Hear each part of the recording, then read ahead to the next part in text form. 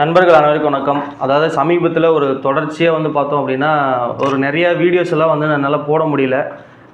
இனி வரும் காலங்களில் பார்த்தீங்கன்னா நம்ம தொடர்ச்சியாக வந்து வீடியோ போடுவோம். அதுக்கு வந்து நான் வருத்தத்தை தெரிவிச்சுக்கிறேன்.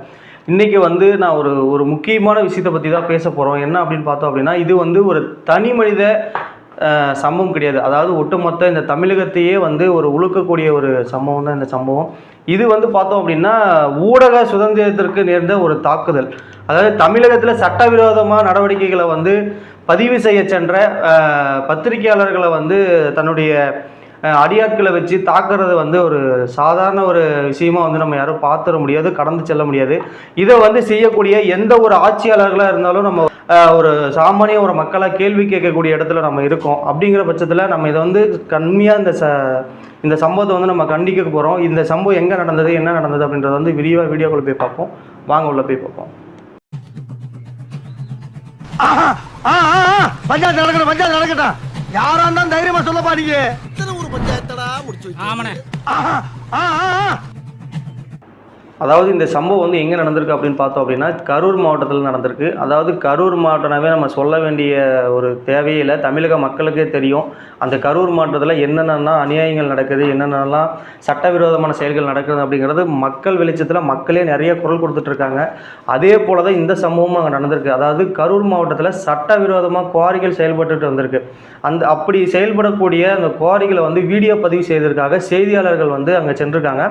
அப்போ அவங்க போகும்போது பார்த்தோம் அப்படின்னா அவங்களுடைய கைகளில் எல்லாமே கேமரா, ட்ரோன் இதெல்லாமே எடுத்துகிட்டு போயிருந்திருக்காங்க. அந்த ட்ரோன் எல்லாம் பிடுங்கி உடச்சி எல்லாமே சேதப்படுத்தியிருக்காங்க. சேதப்படுத்தினதுக்கப்புறம் என்ன அப்படின்னு பார்த்தோம் அப்படின்னா அவங்க ரொம்ப காயமடைஞ்சு இருந்திருக்காங்க. இதில் வந்து என்ன அப்படின்னு சொல்லி விசாரணை பண்ணி அவங்க வந்து பார்க்குறாங்க போது பார்த்தோம் அப்படின்னா திமுக எம்எல்ஏவுக்கு இதில் வந்து தொடர்பு இருக்குமா என்ன அப்படின்றது வந்து அவங்க கேள்விக்குறியாக இருந்தது. இப்போ வந்து சமீபத்தில் அந்த செய்திகள் எல்லாமே வந்து எம்எல்ஏவுடைய வீடியோக்கள் எல்லாமே சமூக ஊடகங்களில் பரவிட்டு இருக்கு. அவருமே நேரடியாக அந்த சம்பவத்தில் இருந்திருக்காரு அப்படின்ற ஒரு குற்றச்சாட்டாக இருந்திருக்கு. எந்த ஊரெல்லாம் யார் சொல்றாங்க? யார் சொல்றாங்க?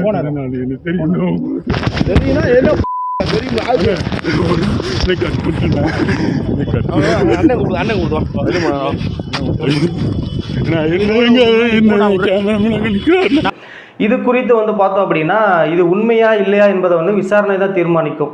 அதாவது இது வந்து இது என்னோட ஒரு கண்டனம் அப்படின்னு என்னன்னு பார்த்தோம் அப்படின்னா நான் ஒரே ஒரு சின்ன ஒரு கேள்வி மட்டும் கேட்குறேன். அப்படின்னா உண்மையை பதிவு செய்ய போகிறது வந்து குற்றமா?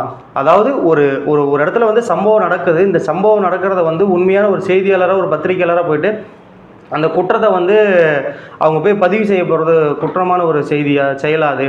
அதுக்காக வந்து கேமரா வைக்கிறதுக்கு வந்து தவறா? அது அந்த கேமரா, அந்த ட்ரோன் இது எல்லாத்தையுமே வந்து உடைச்சி இன்றைக்கி பத்திரிகையாளர்கள், அதாவது நான் என்ன கேட்குறேன் அப்படின்னா இன்றைக்கி பத்திரிகையாளர்கள் தாக்கப்பட்டார்கள், நாளைக்கு சாதாரணமாக அதாவது சாதாரண மக்கள் பேசினாலும் அவர்களுக்கு என்ன பாதுகாப்பு இருக்குது? அதாவது சாதாரணமாக எல்லா மக்களுமே அதே தான் சொல்கிறேன். ஒரு குற்றம் நடக்குது, ஒரு சம்பவம் நடக்குது அப்படின்னா அதை வந்து கேள்வி கேட்குறதோ இல்லை சமூக ஊடகங்களில் கொண்டு வந்து அந்த குற்றத்தை வந்து சொல்கிறது வந்து அவள் யாராக இருந்தாலும் என்ன. அதாவது இது வந்து பார்த்திங்க அப்படின்னா ஜனநாயகத்துக்கு வந்து இது முறையான ஒரு செயல்பாடே கிடையாது. இது வந்து ஒரு வன்மையாக கண்டிக்கக்கூடிய ஒரு செயல் தான் இந்த செயல்.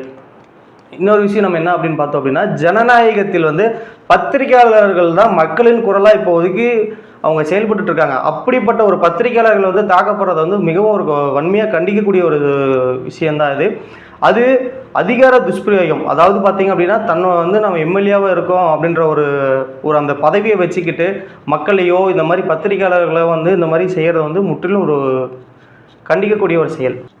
அதே போல் என்ன பார்த்தோம் அப்படின்னா இந்த சம்பவத்தை செஞ்சது யாராக இருந்தாலும் சரி, அதாவது எம்எல்ஏவாக இருந்தாலும் சரி, அதிகாரத்தில் உள்ள ஆட்கள் எந்த ஒரு நபராக இருந்தாலும் சரி, அதாவது இந்த சம்பவத்தை பொறுத்த வரைக்கும் யாராலையுமே வந்து கண்டிப்பாக வந்து இது வந்து யாராலும் ஏற்றுக்கக்கூடிய ஒரு சம்பவம் கிடையாது. சட்டம் எல்லாருக்கும் சமம் தான். இந்த சம்பவத்தை செய்கிறது யாராக இருந்தாலும் சரி. இன்னொரு விஷயம் நான் கிளியராக சொல்கிறது என்னென்னா உண்மை இருந்தால், அதாவது உண்மை இருக்கும் பட்சத்தில் கடுமையான நடவடிக்கையை அவங்க மேலே எடுக்கணும். அதாவது அதே போல் குற்றச்சாட்டு பொய்யா இருந்தது அப்படின்னா அந்த குற்றச்சாட்டத்தை அதாவது மக்கள்கிட்ட இந்த சம்பவமே நடக்கல அப்படின்றது வெளிச்சத்துக்கு கொண்டு வரணும். அதாவது சம்பவம் நடந்தது உண்மை அப்படிங்கிற பட்சத்தில் அவங்களுக்கு கடுமையான நடவடிக்கை எடுக்கணும். இல்லாத பட்சத்தில் அந்த விசாரணையை கரெக்டான முறையில் மக்கள் மன்றத்தில் கொண்டு வந்து இவங்க குற்றமே செய்யலை அப்படின்றத வந்து நிரூபணம் செய்யணும். அதுவும் மக்கள் வெளிச்சத்துக்கு கொண்டு வந்து தான் பண்ணணுன்றதான் நான் சொல்கிறேன். புரியுதுங்களா?